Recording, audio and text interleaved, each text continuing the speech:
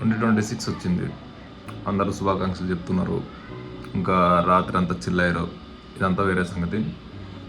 ఇంకోటి, నా చిన్నప్పుడు న్యూ ఇయర్ అంటే అదొక రకమైన ఎగ్జైట్మెంట్.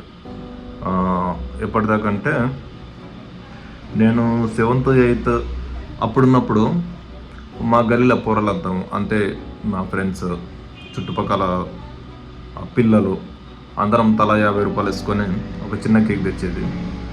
కేక్ తెచ్చి ఓ స్పీకర్ పెట్టి 12 గంటల దాకా ఎగిరి ఎగిరి ఎగిరి డ్యాన్స్ చేసి 12 అయిపోయిన వెంబడే కేక్ కట్ చేసి ఆ కేక్ అందరం తిని హ్యాపీ న్యూ ఇయర్ అని వాడు వీనికి కేక్ తినిపించి వీడు వానికి తినిపించి తర్వాత మళ్ళీ కేక్ అంతా అయిపోయినాక మళ్ళీ డ్యాన్స్ చేసేది.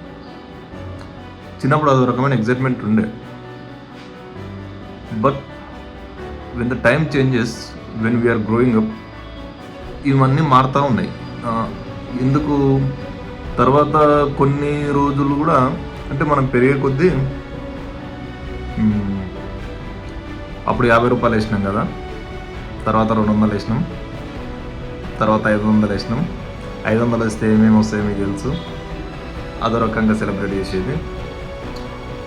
ఇంకా పెద్దగా అయ్యే కొద్దీ, అంటే ఆఫ్టర్ 22-23 ఇయర్స్ తర్వాత వీటి మీద ఇంట్రెస్ట్ పోతూ ఉంది.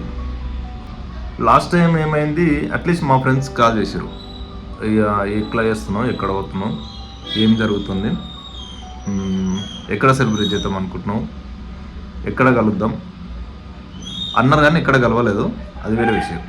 బట్ ఈ సంవత్సరం అది కూడా లేదు. అంటే ఐ థింక్ ఎవరి లైఫ్లో వాడు బిజీ అయి ఉండాలి, లేకపోతే టైం పోతూ ఉంది, మనం ఇంకా ఏం వీక్తలేమని ఒక రియలైజేషన్ అని వచ్చి ఉండాలి, లేకపోతే ఇంకా సెటిల్ కాలేకపోవడం కానీ ఇట్లా జరుగుతూ ఉందని అనుకుంటున్నా. ఎవడు హ్యాపీగా లేడు. మేము 10 మంది ఉంటే ఒక 2-3 maybe, but remaining people they are not happy.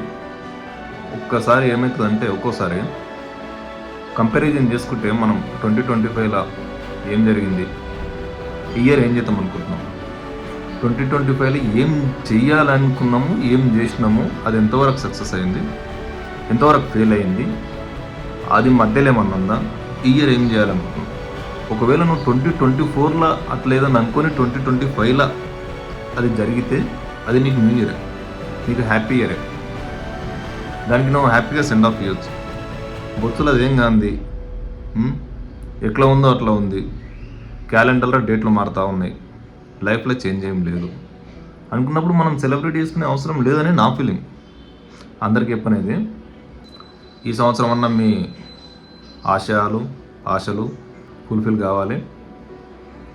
ఈ 2026 మీకు మీరు అనుకున్నది కావాలి. ఇది ఎవరు చూడాలని నాకు తెలుసు, జస్ట్ నా దాంట్లోనే అప్లోడ్ చేసుకొని ఇది చేస్తున్నా. Happy new year.